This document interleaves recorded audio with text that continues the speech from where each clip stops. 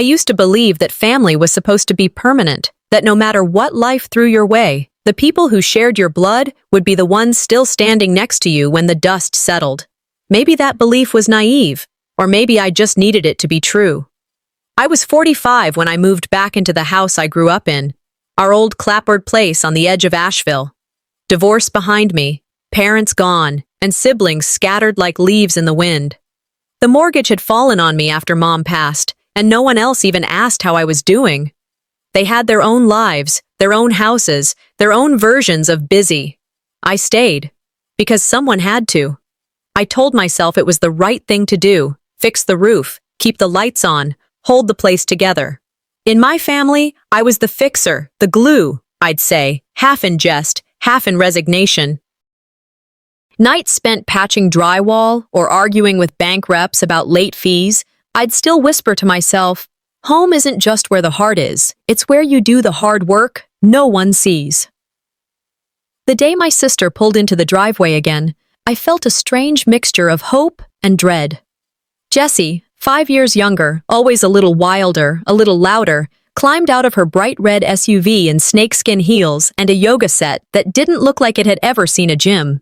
She smiled like she hadn't ghosted me for a year straight, said she just needed a little reset, that it'd be temporary. I nodded, hugged her, told her the guest room was ready.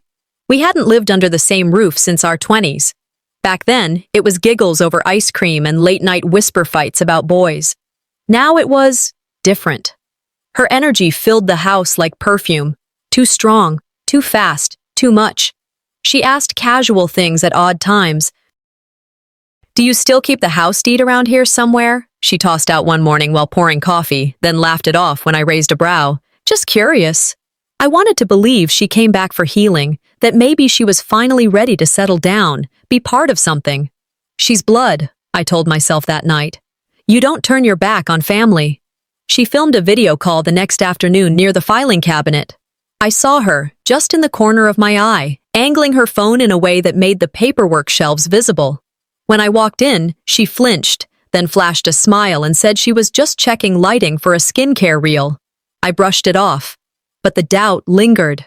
I remembered those 3 brutal years like they were etched into my skin, working double shifts at the diner and tutoring part-time at night, fixing busted plumbing with duct tape until I could afford a real plumber, sleeping on the living room couch so I could rent out the bedrooms. Every month was a new fight to keep the house off the auction block. My siblings, silent. Not even a text. I didn't resent them at the time. I told myself, this is what Mom would have wanted, someone stepping up. And I was proud, in a strange way. I'd kept the walls standing, the lights on, the garden weeded. It wasn't just a house, I used to say to myself. It was our mother's last smile, our father's pride. But something inside me had started to shift. The night Jessie moved back in, I told myself she'd see what I had built and feel grateful. I thought we'd have wine on the porch, talk about healing, maybe even reconnect. Instead, she spent most of her time on her phone, talking in hushed tones, always stepping out when I walked in. Money made her twitch.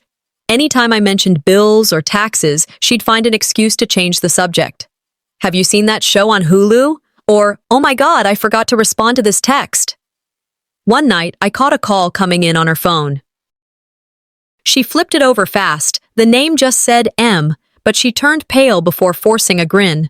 "Scam call," she muttered, then disappeared upstairs.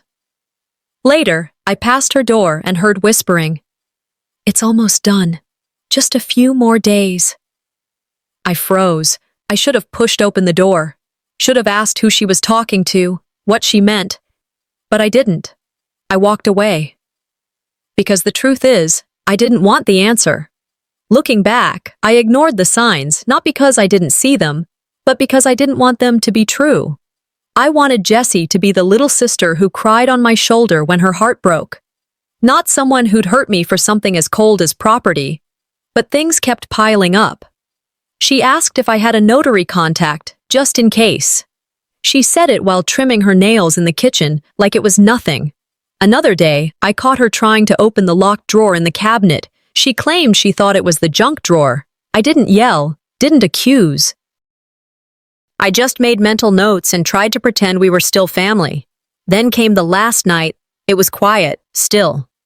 We watched Steel Magnolias on the old DVD player, laughed at the same parts we always did, cried at the same ones too. For a moment, it felt like childhood again. She curled up next to me with a blanket, and I let myself believe maybe this time would be different. Before bed, I walked through the house, checked the locks, double-checked the filing cabinet. Everything was in its place. That night, for the first time in weeks, I slept, and I dreamed of peace. I didn't know I'd wake up to war. The morning felt wrong before I even opened my eyes, the kind of quiet that doesn't belong in a house that used to hum with the rhythm of life. I got up, rubbing my neck, half expecting to hear Jessie clanging dishes or singing off-key from the bathroom. But the house was silent. The coffee machine hadn't been touched. Her shoes weren't by the door. I walked into the kitchen, blinking against the soft sunlight filtering through the blinds, and saw it, small, bright, and screaming louder than any alarm. A yellow sticky note on the fridge. Sold it. Needed to move on. Don't call. I stood there for a long time, holding onto the edge of the counter like it might stop me from falling through the floor. At first, I laughed, a dry, confused sound that didn't go anywhere. I read it again. Again. My eyes weren't playing tricks. My sister's handwriting. Her signature dramatic lowercase d. The walls around me looked the same. Same photos, same scratches on the paint, same coffee stain under the table. But everything felt hollow, like someone had gutted the soul of the place and left the shell behind. I walked the perimeter of the house barefoot, checked the garage, the shed, the mailbox. No signs of life, no real proof that anything had changed, except that damn note. A black sedan I didn't recognize was parked 2 doors down, too close, too new. My gut twisted. Someone was watching this house now. But it wasn't me.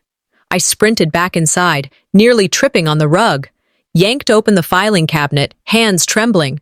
The folder marked House Deed Records was there, but empty, just the tab. Nothing inside. My throat dried out as I dialed the county recorder's office. A woman answered, chirpy and detached. Hi, I need to confirm ownership on a property, I said, giving the address, spelling my name twice. A pause. Typing, then, oh, looks like your name was removed about 3 weeks ago. 3 weeks? I lowered the phone slowly, didn't even hang up. It just slid from my hand onto the floor. I sank onto the living room rug, right where I used to sit with Mom and sort laundry while she told stories about when she and Dad bought the place. My hands went cold. I stared at the ceiling fan turning above me like it was the only thing left that made sense. 3 weeks ago. That's when Jessie asked me to sign some insurance update forms. I was dead on my feet from a double shift. She said it was routine. Just in case anything happens, sis. I didn't even read the damn thing. I just signed. And just like that, I gave her the knife, and she drove it in clean. I didn't just lose a house. I lost the last piece of my parents I could still touch. The hallway where Dad walked me down after prom. The back porch where Mom used to hum while picking tomatoes. It wasn't even grief. Not yet. Just this hollow numbness, like standing in an elevator shaft and realizing the floor's gone. I sat there for hours, maybe longer, watching the light move across the floor, pretending, just for a little while, that nothing had changed. Later that day, I called my brother. Hey, what the hell is going on? I asked, straight out. He hesitated. I thought you agreed to it. Jessie said you two were splitting the asset, figured it made sense. My stomach dropped. Splitting the asset? I repeated, cold. She made it sound mutual, Belle, he said. Said you wanted out, just didn't want to deal with the paperwork. I hung up. She'd planned this. Rewrote the story while I was busy keeping the roof from caving in. And they bought it. No one questioned her. No one called to check with me. The next-door neighbor, Ruthie, waved at me that afternoon, then added, Shame about the house. I saw that realtor fellow come by a few times. Thought you were moving. I nodded. Didn't say a word. People had known, everyone but me. I got in my car, slammed the door shut, and screamed, not a sound you want anyone to hear, just raw, cracked noise into the steering wheel. I hit the horn by accident, didn't care. I wasn't just betrayed. I was erased, scrubbed out of the picture like I never mattered. That night, I couldn't stay inside. Not now that it didn't belong to me. I parked just outside the property line, folded my jacket like a pillow, and sat in the driver's seat, staring at the porch light that still clicked on at 8 p.m., automatically. The rain started soft, then steady. My eyes caught motion. Jesse's moving truck pulling in, backing up briefly, and then pulling away again without even turning off the engine. No knock, no goodbye. She didn't even take the mug. The one Mom gave me, it had a chip on the handle. I wrapped it in a towel, held it in my lap like it might still warm my hands. She left everything, but took the soul of it. And I sat in that car, soaked in the sound of the rain, knowing the truth I couldn't unlearn. Sometimes what hurts most isn't the theft. It's realizing they never saw it as yours in the first place. I woke up before dawn, cold air pressing through the car vents, rain drumming on the roof. I sat motionless in the driver's seat, watching water slide down the windshield, trying to reorder my thoughts. The house behind me was dark. No welcome mat, no soft glow in the windows, just the silhouette of walls I once called mine.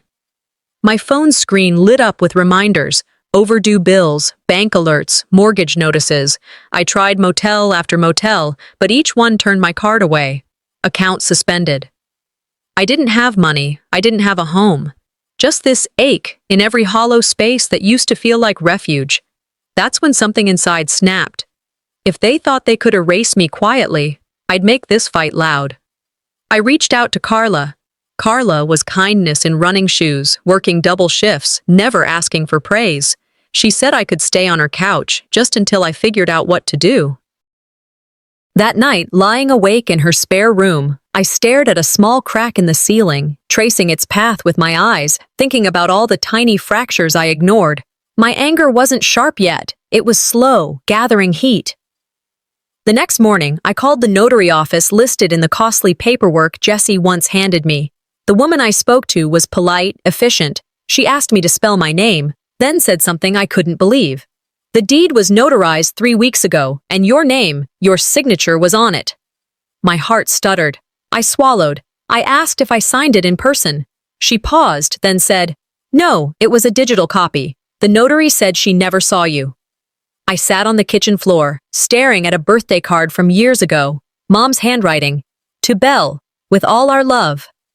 I held it close, comparing my scrawl on that card to the signature online, same loops, same tilt. But this one was mine. The deed. It was a forgery, a perfect copy. Jessie practiced it. She manufactured trust. I felt cheated not only of the house, but of every thank you I'd ever whispered into empty rooms. The notary's name, the email from Jessie calling it an insurance update. The way she'd pressed me when I was exhausted, how I gave in just to stop the noise. All of that was part of her blueprint. Later, in Carla's kitchen, the smell of coffee felt strange, comfort mixed with bitter. I plugged in a USB I'd found in an old box labeled Family Reunion 2014. My hands shook as I watched old video clips. Jessie, mid-20s, drunk, sitting with a cousin, voice slurred. "I hate that house. I hate how they loved her more just because she stayed." My vision blurred. All these years, I believed the sacrifices were enough. But that night I understood. Sacrifice was inherited. Love was chosen. I printed out the fake deed, showed it to my lawyer. He frowned at the pages, ink lines, metadata. He said, "You have a case, but not yet enough to win. We need coercion, witnesses, you being under duress." I nodded. I didn't have everything, but I had more than I thought I did. That evening I posted, anonymously in a support forum, a summary. Betrayed by blood, erased by signature. Messages came back. I've been there. They rewrote my story too. For a moment I stopped feeling alone. Back in Carla's house, I pulled out receipts, roof repair, plumbing, electricity bills, all in my name. I lined them up beside emails where Jessie thanked me for handling things. I saw the pattern. My sweat paid for a facade, she then claimed. I recorded a short diary video, putting my face in the twilight. If I fall, I said, voice barely above a whisper, I want someone else to hear the echo. I pinned the fake deed on Carla's fridge beside a quote she'd printed. Truth doesn't expire. I felt something shift. Not hope, not yet, but possibility. I hadn't thought dinner could feel like an ambush. Yet there I was, setting the table in the dining room that once echoed with Mother's laughter, lighting candles. Jessie said she didn't care for any more. I wore the dress Mother liked, soft blue, simple, hoping for peace. It was 6 o'clock when guests arrived. Neighbors, distant cousins, polite smiles from people who didn't know the weight I had carried for years. Jessie walked in last, arms full of air and confidence, holding her phone as if it were armor. Conversation started easy. You've done so much with the place, people said, clinking wine glasses. Jessie smiled, but the kind that reaches into your bones and reminds you of things you can't undo. She praised herself for the restorations, listed contractors, designers, lighting. I bitten my lip. The kitchen light flickered. I remembered patching those walls, changing broken bulbs at midnight myself. Then she dimmed the mood. She opened her laptop, played a video titled, My Journey Restoring Our Family Home. Guests leaned forward. My name was absent, no credit for the broken pipes I fixed, the nights I spent scraping old paint, the days I worked to negotiate with the bank. Jessie stood in front of a roaring fireplace, her voice soft, proud. Cameras rolled. Applause followed. I swallowed. I could taste rust. I laughed quietly when someone asked, So, Belle, do you still live here? Jessie said, Oh yes, Belle helps around. As caretaker. The word cut sharper than any theft. Caretaker. Without ownership. Without acknowledgement. My mouth opened, closed. My heart hammered against a brittle rib. I stood when I couldn't bear it anymore. Pulled out receipts, emails, contracts I had stored away. Held them aloft like proof of memory itself. Jessie tried to brush it off. Those were just chores. A cousin leaned in, eyes wide.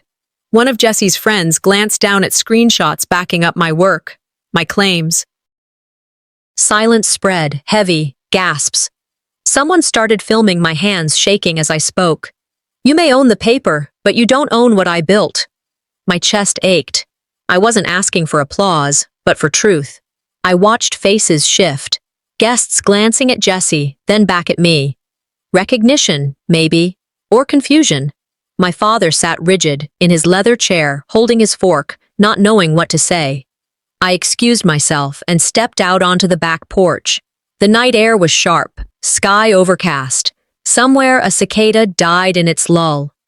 I wrapped my arms around myself. Every step I took back inside felt like walking into a minefield. But this time, I wasn't shrinking toward the shadows. I came back into the room, receipts in hand.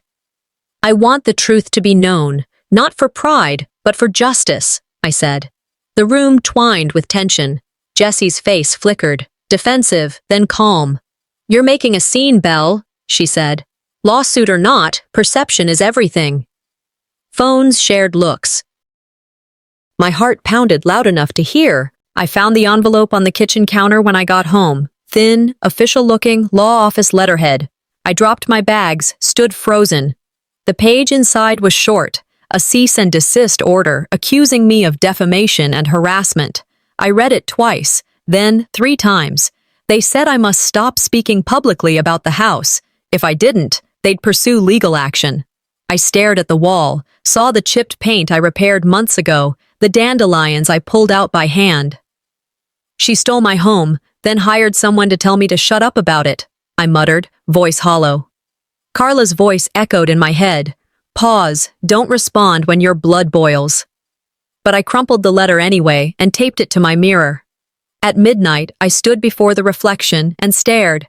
Sometimes silence in a family isn't peace. It's the means by which someone else controls your story. Weeks passed. Neighbors stopped waving. My cousin didn't return phone calls. Granny Ruth at the grocery store whispered something I only caught because I walked past. She's bitter. She never got out. Something twisted inside me. I stopped eating breakfast, fell asleep late. Woke early. I wrote in my journal. They think I'm unraveling. I'm not. I'm shedding the weight of pretending. Then, one afternoon, I parked near Gree's office and waited. I pulled out Mom's old journal, smell of leather and ink. I knew enough to confront her. We sat, across a small table that had seen better days, my throat tight, her eyes cool. You always knew Mom thought I was the one who stayed, I said, voice steady. Because I was trusted. Because I believed. Grizz paused, then said, They made you the saint. I was the mess they didn't want to clean up. That broke something. Not anger, clarity. I said, So you burned the house to prove it didn't belong to me. She shook her head. We didn't yell. We didn't hug.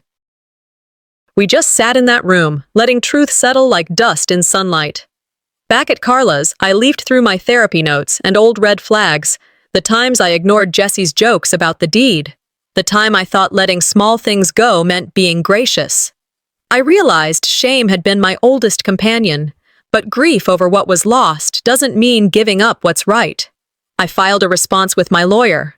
Quiet, methodical. Gave them what they wanted. Receipts, timelines, photos. I removed photos shared on Grizz's social pages, our childhood pictures, dinners, laughter, that she used to build her story. Not in anger, but in claiming my history back. Under late twilight, I walked into the courthouse, folder under my arm, heart loud but feet steady. I didn't expect headlines. I didn't need them. I needed someone, maybe one person, to see me, to see what was real. I woke before sunrise. The sky was a dull gray, the air damp with mist. I looked at my laptop on the kitchen table. Griss's post that we created together was gone. The shared message, remembering Belle's work, edited to show only, Gree restored the home. My name erased. My hands shook, not with tears, but with a cold anger. To be invisible by design. That's what this felt like.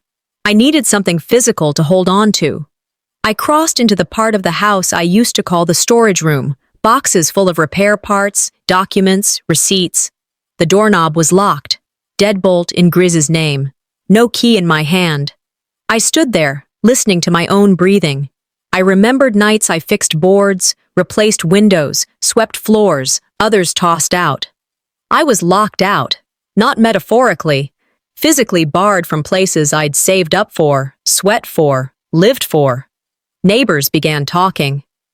The contractor trucks with Grizz's logo. A for sale sign printed, then removed at dusk, apparently for image control. Ruthie in the yard. Oh, I thought you agreed to sell. I didn't argue. I only watched and recorded. My phone full of videos of welders, painters, lights, all under someone else's name. I was gathering witnesses. I was gathering truth. Back home, I spread out every utility bill, plumbing invoice, email thread.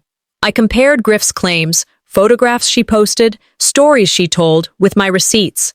I saw locks changed, documents edited, my existence rewritten. I wrote a letter to Griss, unsent, saying, I will not let my history be rewritten. Then I reached Lois Becker, told her everything. Fraud, theft of identity, rights of possession. Not about anger now, about reclaiming name, property, dignity. Late at night, I sat at the table in the dark, a single lamp, phone in hand. Then the text came. Don't try this at home. You'll regret it. Unknown number. My heart hammered. I put down the ledger with my life's work. Outside, wind rattled the windows. Inside, I steadied my breath. They could lock me out of rooms, but they couldn't lock me out of truth. I got the text from Corbin mid-morning, encrypted, short. Need to talk. Cafe. Asheville. My heart clenched. Years ago, Corbin was someone I trusted, someone I almost believed in. Now I wasn't sure if this was trap or turning point. I dressed plain, packed copies of the deed, video confession, all the bills I kept. I sat in the corner of the cafe, watching raindrops trace patterns on the window pane. Corbin came in, eyes low, hands empty. He slipped into the seat across from me. I didn't want to involve you, he said, but I had to. His voice carried both guilt and fear. Then he admitted it. He helped Gree hire the PR firm, reached out to that notary, arranged for a supposed insurance update email so my signature could be forged. Texts on his phone confirming planning. He handled dirty paperwork quietly, so no one would see. I was promised nothing public, he said. I pressed, "Did Dad know?" Silence. His shoulders dropped. Yes. How deep had the betrayal gone? Later, I called Silas. He picked up as though he'd been waiting. My voice trembled, but I kept it steady. He confessed. When Grizz pressed him about family pride, about reputation, about everyone else living their lives while you stayed to carry everything, he signed. The deed, the papers, all of it. I thought I'd be protecting you both. But what I heard wasn't protection, it was manipulation. I realized I'd been loyal to someone who rose on the foundation of my faith and strength. I gathered the evidence Corbin gave me, my receipts, the metadata from the video confession, the emails Jesse sent. I called Lois Becker and set up times when neighbors could testify. I asked Ailey to gather messages, screenshots, posts that contradicted what was being told publicly. My voice shook when I wrote, "My voice is evidence." That statement had weight. I was done waiting. That night I left the house quietly. The sky was dark, wind loosening leaves around the porch. My folder under my arm, heart loud in the quiet. I saw the shattered mug from Mom that Grizz never removed. I held it in my hand, felt its rough edge. Then, I walked to the mailbox. The flag was down. I slid it open. There was a letter inside, no return address. It read, "Don't come." My hands trembled, but I folded it, tucked it into my coat, because they wanted silence. Tonight, I walked in anyway. I walked into that community hall expecting polite nods and silence. Expecting Grizz to get her praise, yes, but I didn't expect for everyone to cheer like I wasn't there. Soft claps, shining smiles, even a ribbon-cutting photo showing Grizz, Father Silas, and her new partner, the new family. Me? Invisible. No bell in the frame. My stomach dropped. It's not just that they cut me out. They built a world around me and pretended I never existed. Back at home, Ailey handed me a sealed envelope stamped with Lenore Vega, Last Will and Testament. My hands trembled as I broke the seal. The paper smelled old but alive. I read aloud, "The home is to be divided equally between sisters. Upkeep, mortgage, repairs. Every shared responsibility is spelled out with my name and Grizz's." First time I saw words matching reality, I brought it to Lois Becker. She confirmed it was the original, legally binding, signed in front of witnesses. Grizz's face faltered when confronted in front of family. "Where did this come from?" she asked, voice brittle. That weight on my chest, it lifted a little. Then I found the key. Mother's gift. A small jewelry box on her old dresser. "Freedom," it said in her handwriting. "For Belle, always." Symbolic? Maybe. Literal? More than anyone knew. I held it in front of everyone, turning it over between thumb and fingers. It wasn't enough to open locked doors, but enough to show locks were never the only prison. Grizz looked away. Others shifted. Recognition flickered. Standing in the living room, I faced them. Grizz, Silas, family gathered like jury. I said, "You built this image, but you didn't build this home alone." She protested. "You had your chance." I answered, "You sold it for show." I laid out the will, the key, the photos, peeling paint, patched walls, receipts I kept while she posed. Grizz tried gaslighting. "We all agreed you didn't care enough." I cut in. Caring wasn't enough when caring was ignored. My cousin turned on recording. The room dropped into quiet, not born from respect, but from shock. Lois Becker stepped forward, voice firm. "She has filed motions. Belle Harper, you are seeking rightful ownership." Grizz's lawyer demanded mediation, yet couldn't explain missing signatures, forged papers. I saw Father Silas's eyes, guilt, regret. But his lips stayed closed. Night came. I locked the front door, key of freedom heavy in my hand. I stared at the house under moonlight, its windows dark, as though the structure itself was holding its breath. Then my phone buzzed. A neighbor's message. "They're coming to destroy your proof tonight." My heart thundered. I pulled in a breath, squared my shoulders. I woke up on the living room couch, body stiff, neck aching, light pouring in through the windows like it had the nerve to act normal. The table was still cluttered. Key of freedom, copies of the will, that framed photo they tried to parade without me. I didn't move right away. I sat still for a minute, watching the dust spin in a sunbeam. For once, I didn't feel the usual panic in my chest when my eyes opened. I was tired, sure, but I wasn't afraid. A knock broke the silence. It was Lois Becker again. She looked sharper than I felt, holding a folder with clean lines and power behind her calm tone. The sale was frozen, temporarily, but officially. Gree had pulled the fake listing from the site without a word. The silence from her end was telling. No more press posts, no more quotes about family unity, just quiet.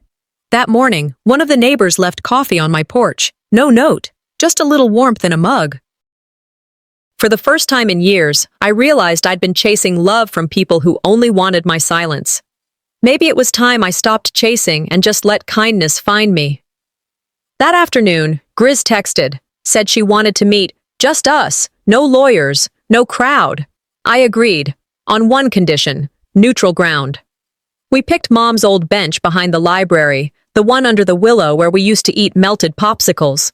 When she showed up, she wasn't wearing armor. No makeup, no tight jawline. She held a cardboard box. Inside, crayon drawings, notes from when we were kids.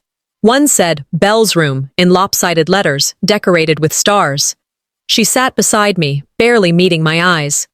I wasn't trying to erase you, she said, voice cracking. I just wanted to forget what hurt. I kept my gaze forward. You forgot what healed us, too, I said. She pulled in a breath like she wanted to argue, then didn't. What followed wasn't quite an apology. It was a jumble of justification, guilt, maybe a little honesty. I listened, didn't interrupt, and when she finished, I nodded. Not in agreement, but in recognition. That was her truth. Mine was different. Some sisters stay sisters. Some turn into someone else. That bench didn't bring us back together, but it closed something off, and that was enough. Weeks passed. Lois guided me through the legal process. My name is now on the deed, 50% ownership, signed and filed. The sale, voided. Grease agreed to step away in exchange for privacy, no courtroom headlines, no public fallout. We signed the papers outside the courthouse, then walked off in opposite directions. No hug, just space. It was the first clean boundary I'd ever had with her. I went home that evening, changed into old jeans, and repainted the living room. One coat at a time. I didn't rush. Every brushstroke felt like a word I never got to say. This space, it wasn't just a house.